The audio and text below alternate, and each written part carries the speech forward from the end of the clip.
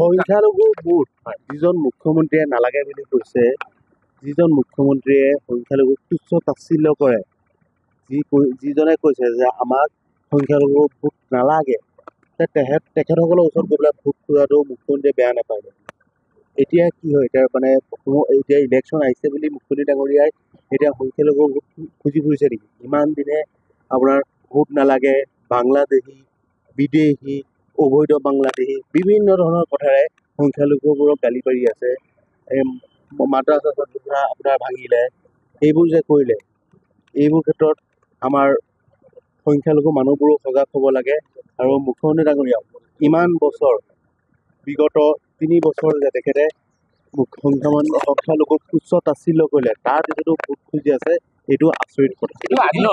বিভিন্ন দলৰ পৰা আহিছে, ধৰি লওক হৈ থাকে বেলেগ বেলেগ জেগাত, বিভিন্ন বিজেপিৰ পৰা কংগ্ৰেছলৈ গৈছে, কংগ্ৰেছৰ পৰা বিজেপিলৈ আহিছে, কিন্তু আপোনাৰ যিহেতুকে এটা পুৰণি সমষ্টি, কংগ্ৰেছৰ হাতত এটা সুৰক্ষিত সমষ্টি বুলি কোৱা হয় লাহৰীঘাট। আপোনাৰ প্ৰয়াত পিতৃৰ দিনৰ পৰাই আচলতে যথেষ্ট কংগ্ৰেছ এটা শক্তিশালী ভেটি স্থাপন কৰিছে। তেনে ক্ষেত্ৰত তাত আজি যথেষ্ট সংখ্যক লোকে বেলেগ দল বিজেপি লোকহে দেখিছে, এইটো কংগ্ৰেছী বুলি আপুনি কেনেকৈ কৈ আছে?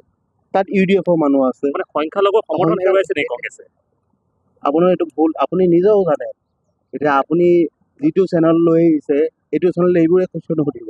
তথাপিও মই ক'ব বিচাৰোঁ যে কংগ্ৰেছৰ মানুহ যোৱা নাই, UDF, এতিয়া আপোনালোকে জানে বিজেপি আৰু UDF এটা মুদ্ৰাৰ ইপিঠি সিপিঠি।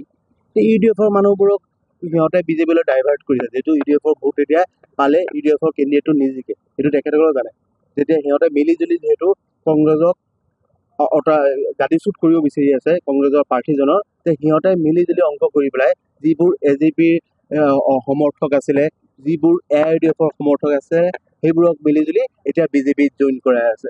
এইটোত আমাৰ কংগ্ৰেছৰ কোনো ক্ষতি নহয় আৰু আমাৰ কংগ্ৰেছৰ ভোট ইনটেক্ট আছে। আজি কেইদিনমান পূৰ্বে প্ৰদ্যুৎ বৰদলৈ ডাঙৰীয়াই আপোনাৰ এখন লাহৰীঘাটত এখন সভা অনুষ্ঠিত হৈছে। সভাত আপোনাৰ প্ৰস্তুতে কৈছিলে যে আপুনি তেখেতক মাজে মাজে পাহৰি যায়, এইটো সন্দৰ্ভত কি আচলতে আছে? গোটেই বিষয়টো আচলতে অস্পষ্ট হৈ ৰ'ল যে কিহৰ কাৰণে।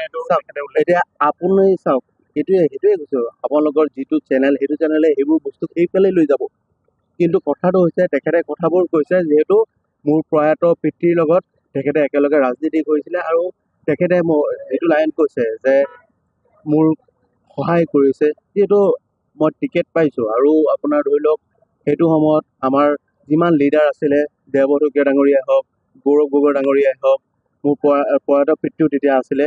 গতিকে তেখেতসকলে চবেই সহায় কৰিছে মোক, আৰু সেইটো কাৰণে মই সকলোকে ধন্যবাদ দিওঁ। কিন্তু তেখেতে যিটো কথা কৈছে, সেইটো মিনিং কৰি কোৱা নাই যে পাহৰি যায়। তেখেতে কৈছে যে এনি টাইম যোগাযোগ ৰাখিব লাগে, কাৰণ মিলি জুলি পেলাই আমি দলটোক উঠাব লাগিব। দেখা গৈছে সংখ্যালঘু এলেকাত যিহেতু বিজেপি এবাৰ সোমাইছে বা সংখ্যালঘু লোকক যোগদানো কৰাইছে, বিজেপিত যোগদান কৰাইছে, ইয়াৰ ফলত আৰু বিজেপি প্ৰাৰ্থীগৰাকীও সোমাইছে সংখ্যালঘু এলেকাবিলাকত, ইয়াৰ ফলত আপোনালোকৰ ক্ষতি হ'ব নেকি কংগ্ৰেছ দলৰ? চাওক, এইটো যোগদান কিছুমানক কৰাইছে, কিন্তু এটাও মুছলিম ভোট, আপোনাৰ সংখ্যালঘু ভোট বিজেপিয়ে নাপায়।